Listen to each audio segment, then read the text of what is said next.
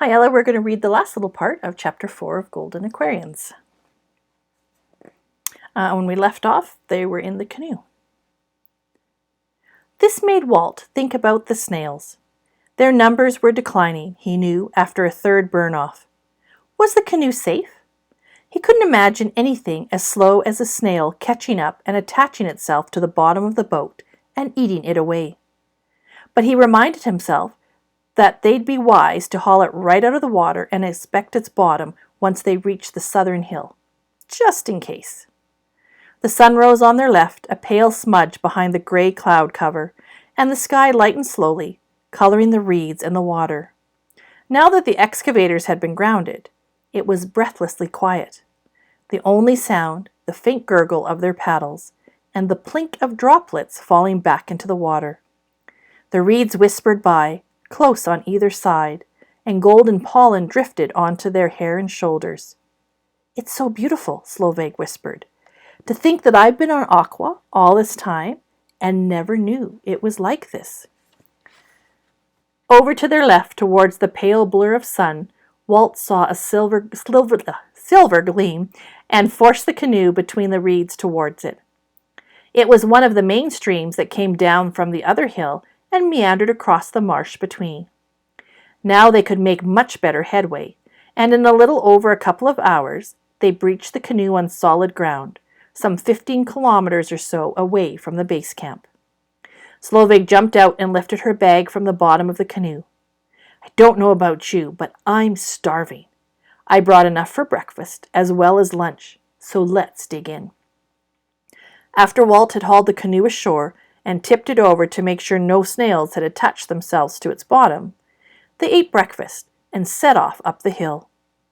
It was turning into what passed for a fine day on Aqua, a faint drizzle that just prickled their skin and filmed their hair with fine drops. There was no wind. They were both wearing rubber-soled shoes, much easier for tramping through the bush than the high rain boots Walt had worn before. Now that he knew it was there, Walt found the sinkhole with no difficulty at all. Slovak knelt at its edge, pulling aside the vegetation that masked it, and dropped a pebble. They counted to 3 before they heard it bounce and scutter among the stones on the tiny islet below. "I don't know why you weren't killed." She backed away from the edge, her face suddenly white. "So where's the hole you escaped from?" Was this the moment to tell Slovak about the mysterious someone who had rescued him? Walt rubbed his nose and evaded the question. "I don't know. It was pitch dark in there, but it should be more or less in a straight line with the place where that stream begins, where I tried to get out first, and the sinkhole." "Close by?" He shook his head. "I wandered around in the dark for ages, maybe as much as a kilometer, maybe only half that. I'm not really sure." He saw his eyes on him, questioning. "You do believe me, don't you?" "I don't see how you ever found your way out. You didn't even have a flashlight, did you?" Walt shook his head, feeling his cheeks grow hot.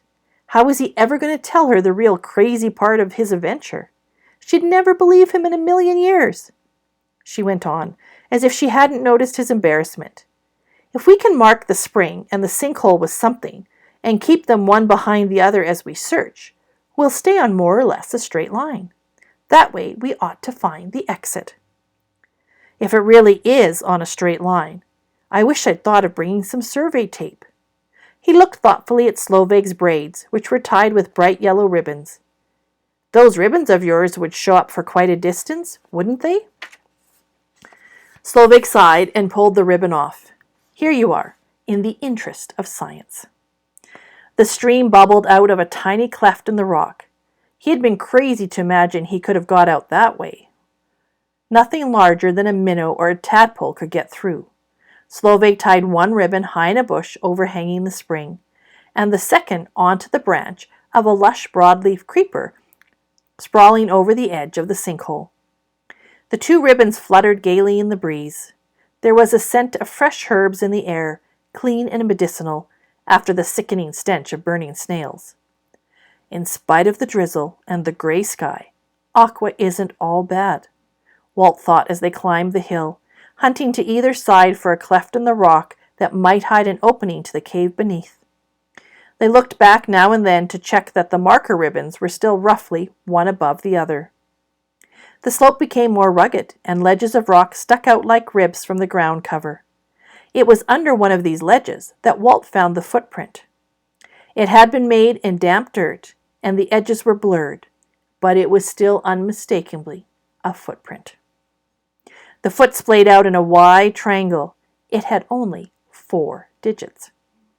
"So it can't be human, can it?" said Slovig, spreading out her hand beside it, her fingers spanning the point almost exactly.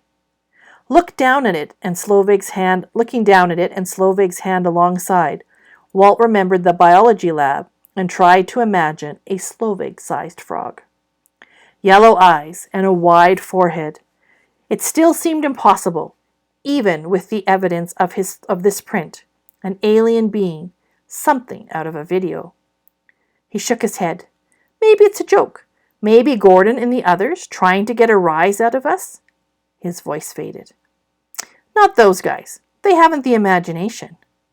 But it is human size. Small human. How could the survey team have missed something this big? They must be very few of them, she suggested, or else they're very shy. That makes sense. Like giant pandas or orangutans. Slovig looked puzzled. Earth animals, he went on. There were travelers' stories about them for years, and finally they were discovered and put in zoos. They're extinct now. She sighed and then said practically, Let's eat our lunch. Less to carry. They ate, looking across the marsh to the worksite on the far side of the other hill. One of the dinosaur diggers, the size of an ant from here, was at work again, gouging black channels into the soil.